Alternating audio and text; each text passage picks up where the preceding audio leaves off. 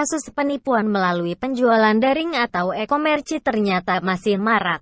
Terbaru, sejumlah konsumen layanan Grab Toko ditipu oleh pemilik lantaran barang yang mereka pesan tak kunjung tiba.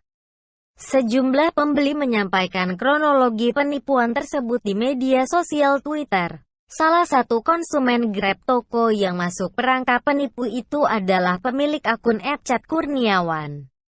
Ia mengunggah bukti transaksi pembelian 2 buah handphone melalui Grab Toko pada tanggal 29 Desember tahun 2020 dan tanggal 3 Januari tahun 2021.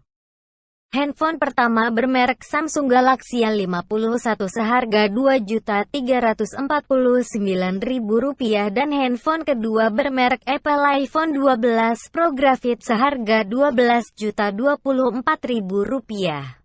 Namun pesanannya tersebut tak kunjung tiba. Uji nyali beli 2 HP di Grab Toko, semoga beneran dikirim barangnya, tulisnya dikutip dari akun Twitternya, Rabu tanggal 13 Januari.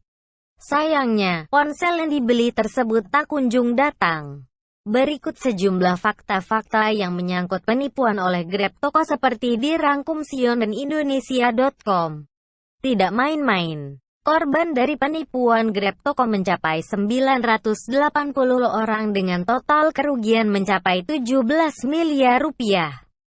Direktur Tindak Pidana Siber Bareskrim Polri Brigadir Jenderal Slamet Uliandi mengatakan barang-barang yang ditawarkan melalui Grab Toko ternyata tidak dikirimkan ke pembeli usai transaksi dilakukan.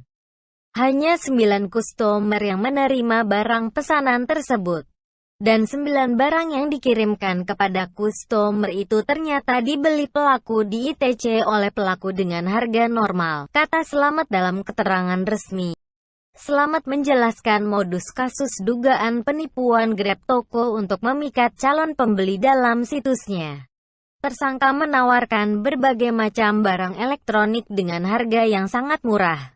Dia menuturkan pemilik Grab Toko Yuda Manggala Putra mengelola situs menggunakan hosting dari luar negeri. Slamet menuturkan pengelolaan situs itu dilakukan pihak ketiga. Pelaku meminta bantuan pihak ketiga untuk membuat website belanja daring. Website ini juga diketahui menggunakan hosting di luar negeri, katanya. Dalam mengelola Grab Toko, Yuda menyewa kantor di kawasan Kuningan, Jakarta Selatan. Di sana dia memiliki 6 karyawan yang bertugas sebagai customer service. Para karyawan itu dipekerjakan untuk menjawab para konsumen yang mengeluh karena barang pesanan tak kunjung datang. Slamet juga mengatakan Yuda diduga menginvestasikan uang hasil kejahatannya tersebut ke dalam bentuk cryptocurrency alias mata uang kripto. Berdasarkan penuturannya, Yuda mengaku mendapat bantuan dari Bank BCA, Bank BNI, dan Bank BRI. Oleh karenanya, Yuda yang kini telah ditangkap pihak berwajib dijerat oleh pasal mengenai pencucian uang tentang transfer dana. Sementara itu, manajemen Bank BCA mengaku telah memblokir rekening toko e-commerce yang diduga melakukan penipuan tersebut. Eksekutif Vice President Sekretariat dan Corporate Communication BCA Hera F. Harin mengungkap rekening atas nama e-commerce tersebut tidak lagi dapat melakukan transaksi. Dapat kami sampaikan bahwa BCA telah melakukan penundaan transaksi atas rekening toko e-commerce yang bersangkutan sehingga rekening tersebut untuk sementara tidak dapat melakukan transaksi. Ujar Hera dalam keterangan resminya. Dia menegaskan perusahaan telah menjalankan operasional perbankan dengan mengikuti ketentuan hukum yang berlaku di Indonesia. Selain itu, BCA mengimbau agar nasabah untuk senantiasa berhati-hati dalam melakukan transaksi finansial dan senantiasa melakukan verifikasi informasi. Grab Toko sendiri tidak terafiliasi dengan perusahaan layanan on-demand Grab. Pengelola Grab Toko mengklaim selalu menekankan informasi itu apabila ada pihak yang menanyakan. Kami tidak ada hubungan apapun dengan @grabit, tulis pengelola dalam story yang diunggah akun Instagram @grabtokoit.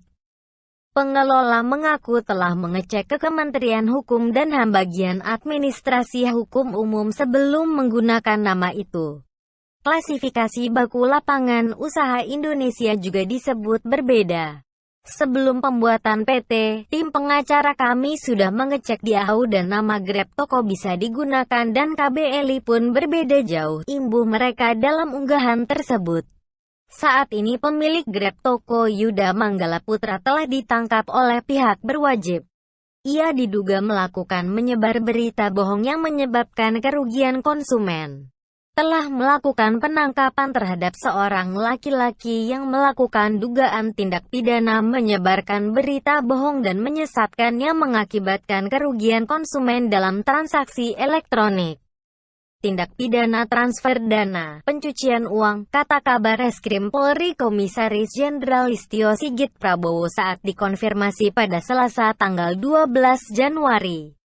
Listio menuturkan bahwa Yuda ditangkap sekitar pukul 20 waktu Indonesia Barat di Jalan Patimura Kebayoran Baru, Jakarta Selatan. Penangkapan itu berdasarkan laporan polisi. LPB 0019-I 2021 Barreskrim tanggal 9 Januari tahun 2021. Listio menjelaskan bahwa para tersangka dijerat pasal 45A ayat 1 Jo pasal 28 ayat 1 Undang-Undang Nomor 19 Tahun 2016 tentang perubahan atas Undang-Undang Nomor 11 Tahun 2008 tentang informasi dan transaksi elektronik.